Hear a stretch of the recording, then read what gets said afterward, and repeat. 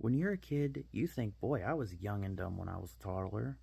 When you become a teenager, you think, boy, I was young and dumb when I was a kid. But I'm grown up now. I'm all different. I'm perfect now. Then you enter your 20s and you think, boy, I was really young and dumb when I was a teenager. And when you enter your 30s, you think, boy, I was really young and dumb in my 20s. And I haven't experienced my 30s just yet, almost there. But of course, long after that, I assume it's a pattern that's normal to keep on repeating pretty much throughout our whole life, even if at least to a certain extent. The reality is that we're always going to be young and dumb until we grow up. Growing up isn't determined by your age, it's when you want to start being smart and wising up and making good choices.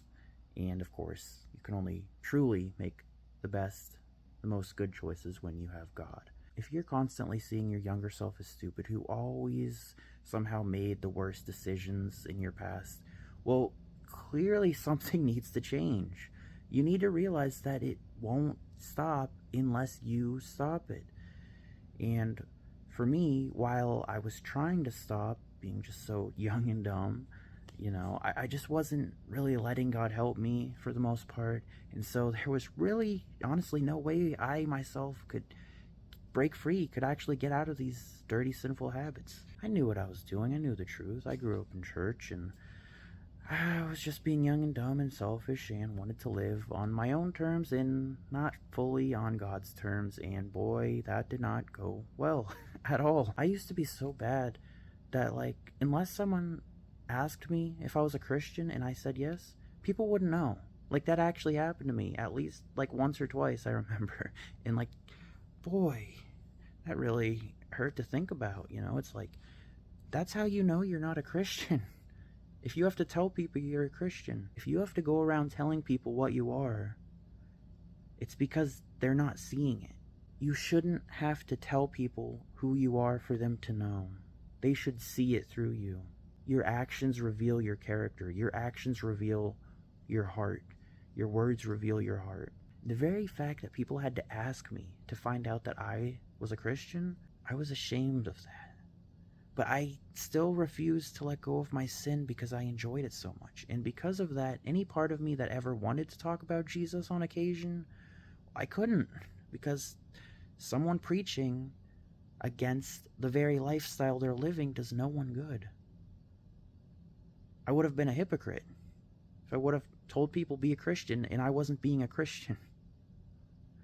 I remember one time being at a party, people were drinking. I don't know what else was going on there, but there was this guy. I don't know if he was drunk or high or what, but he was just like out of his mind, and he was just like asking me, like, do you believe in God, or do you think God exists, or do you think God is real? I think is what he asked. And I so badly wanted to say yes, of course. But like, I was at this party and like they were, like drinking and all that, and you know, it wouldn't make any sense, and I had to hold that back because I didn't want to be a hypocrite.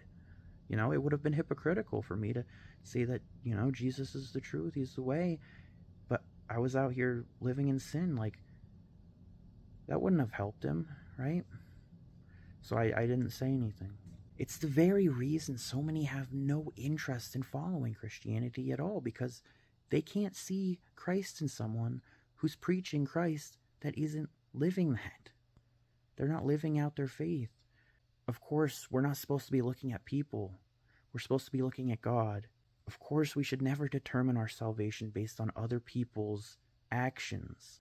Of course, we should never base the actions and appearances of other so-called Christians to determine whether or not we should follow Jesus.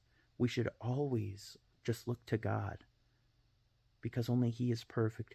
And humans, you can be a Christian and fail miserably. We can't look at other Christians or so-called Christians to determine whether or not we should follow Him, because that fails all the time. Because so many people, they see Christians or so-called Christians and they're like, they're a mess. I don't see Jesus in them.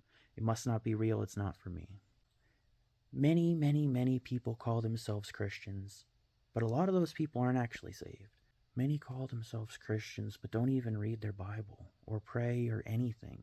They're not doing anything, and we're not saved by works, but like, if you're not even trying, it's like, you're not taking this seriously. You don't actually care.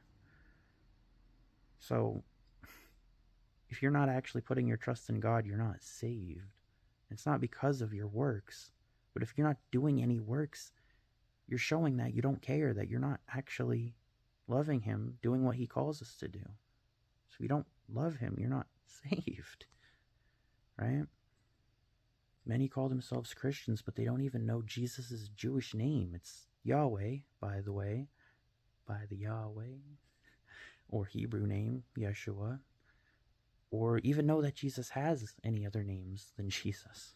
I know from my own experiences that me sinning with others was only hurting them and enticing them and encouraging them to only dive further and deeper down into sin. And it wasn't until a few years ago where I really was starting to show my faith, show my heart, my actions changing, my obedience finally being to God and not to my heart's desire. And I've seen people in my life around me that didn't have any interest in Jesus before, but now I see it. I see a spark in them. And I'm not saying it's anything I did, but they saw it through me. For many, we're the only Bibles people will ever read. So we better make sure that ink is legible. We better make sure they can read those words on the pages of our heart. And if our heart doesn't read Jesus is the only way to salvation, it's going to be a mess. They're going to miss out if they don't see Jesus through you, because if they're not looking anywhere else, they're not going to church or reading their Bibles. But if they're hanging out with you and they're willing to hear Jesus from you, that can do so much. Again, it's not anything we did, but Jesus through us, because He can use us. He can use us, of course. I forget what the exact verse for this is, but the Bible basically says that you are who you hang around. You become whoever you spend all your time with. I can definitely relate to that. I know those words are true. And of course, the context and situations matter, as in, like, of course, we know that Jesus always hung out with sinners, but it's vital. The key difference to understand is He hung out with sinners, but He didn't ever once sin with them. He was there to change their hearts, not for them to change His heart. You have to ask yourself, who are you hanging around?